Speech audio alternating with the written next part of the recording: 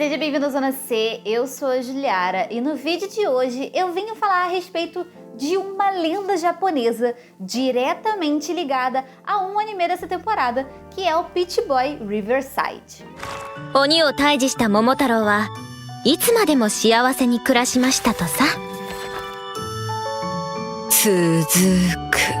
Peach Boy Riverside é baseado no mangá de mesmo nome que começou a sair no formato web em 2008. Aí ele ganhou um remake em mangá mesmo, um mangá físico, em 2016 pela Kodansha. Aí a gente tem uma leve diferença aqui entre o original e o remake, porque o original ele é considerado seinen e o remake é considerado shonen. Eu não sei até que ponto qual é a diferença entre as histórias, mas aparentemente a web era um pouco mais adulta, já que o seinen é um público um pouco mais velho, ao contrário do shonen, que ali a gente tá acostumado com uma galera um pouco mais nova. E esse remake aí já temos 9 volumes publicados. Possivelmente você já assistiu esse primeiro episódio, afinal eu tô postando isso aqui na semana seguinte que ele foi lançado, porque ele foi lançado numa quinta-feira e na próxima quinta-feira o vídeo está saindo, não é mesmo? Então, você possivelmente já deve ter visto que eles mencionaram a parada de uma lenda japonesa que você já conhece, de um garoto pêssego. É, exatamente, um garoto pêssego. E é justamente a respeito dessa lenda que eu vou falar aqui no canal. Antes de tudo, acho válido eu falar a respeito do primeiro episódio, do que rolou nesse primeiro episódio, caso você não tenha visto ainda, se contextualizar da parada. Nesse primeiro episódio aqui, a gente acompanha a Sally, que no meio de uma das suas andanças encontra uma coelhana, que é uma demi-humana chamada Frau. Os demi-humanos ali na Terra que eles estão são muito temidos pelos humanos, tanto que ela tenta entrar numa vila com a Frau e aí não deixam, e aí ela meio que engana um senhor da vila, consegue entrar com a Frau, e aí aparece um Oni, que no anime tá sendo chamado de ogro, mas Onis não necessariamente são ogros. Aliás, eu já fiz um vídeo a respeito dos Onis aqui no canal, e eu vou deixar aqui nos cards pra você dar uma olhada. Ele saiu na época que tava lançando Demon Slayer, porque no Demon Slayer também temos Onis, né, que são os demônios lá.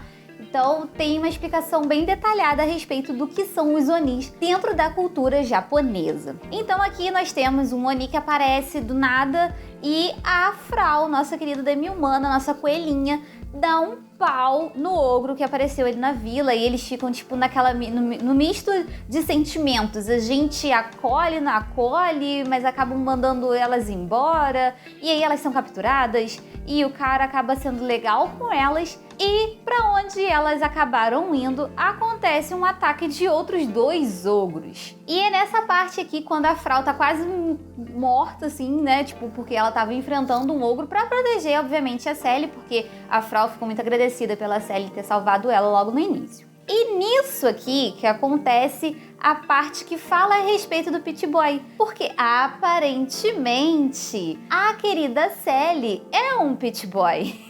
Pois é, aqui a gente tem uma história falando o que teria acontecido se aparecessem outros garotos pêssego ali na região que o primeiro apareceu. Então eu vou contar a história do original, vamos dizer assim, e o anime vai trazer a história de alguns outros baseado nessa lenda japonesa aqui. Então assim, se você gosta desse tipo de assunto, de saber mais a respeito de cultura japonesa, de lendas japonesas, curiosidades a respeito de personagens de anime e também alguns reviews aí, não se esquece de aproveitar esse momento para se inscrever aqui no canal. Caso você já seja inscrito, deixar o seu like.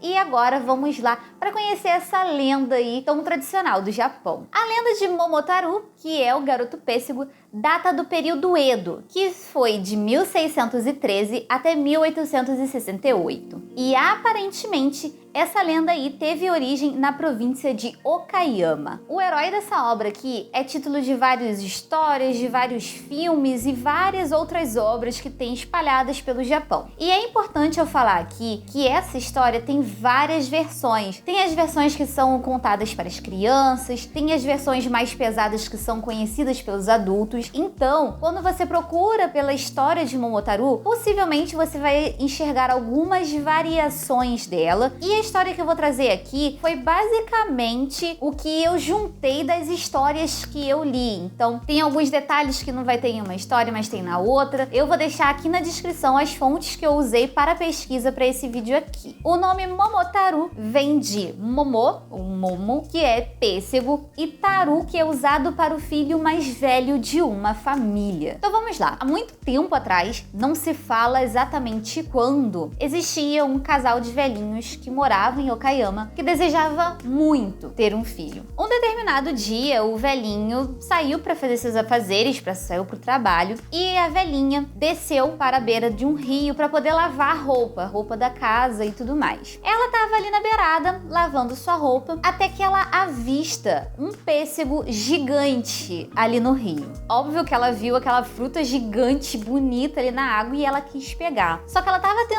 tentando e não chegava na fruta. E aí ela começou a recitar a seguinte coisa: a água distante é amarga, a água de perto é doce. Passe pela água distante e venha para a água doce. E aí ela começou a repetir esses versos como se ela estivesse chamando o pêssego. E funcionou. Obviamente, quando ele chegou ali, ela pegou aquele pêssego que estranhamente estava pesado e estranhamente era grande e levou para casa para poder esperar o marido dela chegar. Quando o marido dela chegou em casa, ela mostrou toda contente aquele pêssego, e quando eles estavam prestes a comer, o pêssego começou a se mexer e se abriu, revelando que tinha um garotinho ali dentro. Obviamente que eles ficaram um tanto assustados, porque eles não esperavam ver uma criança dentro de um pêssego, até que o garoto começou a falar com eles e falou que ele era um presente para eles, já que eles queriam tanto um filho. Óbvio que eles ficaram extremamente felizes, eles começaram a agradecer aos céus que o Deus deles tinha entregado aquela criança para eles cuidarem, e deram o nome de Momotaru para o garotinho. Momotaru cresceu saudável, forte, e aos 15 anos ele era o mais bonito e mais inteligente da vila inteira. Um determinado dia, o garoto ouviu a galera ali da vila falando a respeito dos Onis, que eram umas criaturas que estavam atacando as aldeias, estavam escravizando, matando as pessoas, e ele ficou levemente preocupado. Ele chegou em casa e foi falar com o pai dele que ele estava disposto a ir atrás desses Onis, acabar com eles e restaurar a paz na vila. Obviamente que os pais dele foram contra isso, afinal ele era o filho deles e ele estava tentando ir, encontrar umas criaturas super perigosas e tudo mais, mas no fim de tudo eles acabaram aceitando a ideia da criatura. No dia que ele ia sair em sua jornada, seus pais entregaram a ele kibidangos, que são bolinhos feitos de farinha de arroz, que é chamado de mochiko. Quando Momotaru começou a sua jornada, logo no início do caminho, ele encontrou um cachorro. Esse cachorro veio pro lado dele e pediu um dos bolinhos que ele tinha. O garoto foi lá, deu o bolinho pro cachorro e a criaturinha começou a seguir ele pelo caminho. Mais pra frente, apareceu um macaco no seu caminho que também pediu um kibidango. O garoto foi lá, deu um kibidango pro macaco e o macaco começou a seguir os dois que já estavam juntos. E aí, mais pra frente, o Momotaru encontrou um fazão. O fazão o que fez? Foi lá e pediu um kibidango pra ele também. Aí o Momotaru foi lá, deu um kibidango pro fazão e o fazão se juntou àquela comp que estava indo para a ilha dos Onis. E aí, eles passaram toda a viagem juntos até chegarem na ilha de Onigashima, que era a ilha onde ficavam esses Onis que estavam fazendo essa zona toda nas aldeias ali perto de onde ele morava. Quando chegaram lá, o Momotaru pediu pro fazão ir lá no castelo. Em algumas histórias a gente tem que o fazão entrou e abriu a porta para eles entrarem. Na outra versão tem que o fazão entrou, começou uma briga com todos os Onis, aí os outros 3 que ficaram na comp conseguiram entrar na ilha e encontraram umas prisioneiras que tinham lá, e essas prisioneiras levaram eles numa entrada secreta do castelo. De qualquer maneira, eles conseguiram entrar no castelo e cada um dos integrantes dessa comp aí conseguiram derrubar vários e diversos Onis até eles pedirem rendição. Depois que os Onis foram derrotados, eles obviamente pediram perdão ao Momotaru, prometeram que não iam mais atacar os aldeões aldeões e o Momotaro, como ele era uma pessoa muito bondosa, acabou perdoando eles. Só que nisso aí, obviamente, ele não ia deixar barato. Ele conseguiu pegar de volta todo o tesouro que os Onis estavam guardando, que pertencia aos aldeões, e levou tudo para casa de volta. Quando ele chegou novamente na ilha dele, ele foi recebido com muita festa e como um herói, obviamente, porque ele foi o que acabou trazendo a paz para os aldeões. Essa é a lenda que geralmente é contada sem as partes muito pesadas ou sem as partes tão infantis assim, mas o fato é que existe uma outra versão do menino pêssego. Nessa outra versão, disse que o menino pêssego nasceu de um parto normal desse casal de velhinhos. Só que esse casal de velhinhos tinham rejuvenescido por conta de comer um pêssego. Então, assim, meio que pra fazer com que as crianças conheçam a história e os pais não tenham que contar pras crianças como o bebê nasce, eles colocaram que a criança saiu de dentro de um pêssego. É basicamente isso. Sabe aqui no Ocidente que a gente tá acostumado quando as crianças vão perguntar aos pais de onde vêm os bebês e os pais respondem que vem da cegonha? Então, lá no Japão, os bebês vêm do pêssego. É basicamente isso.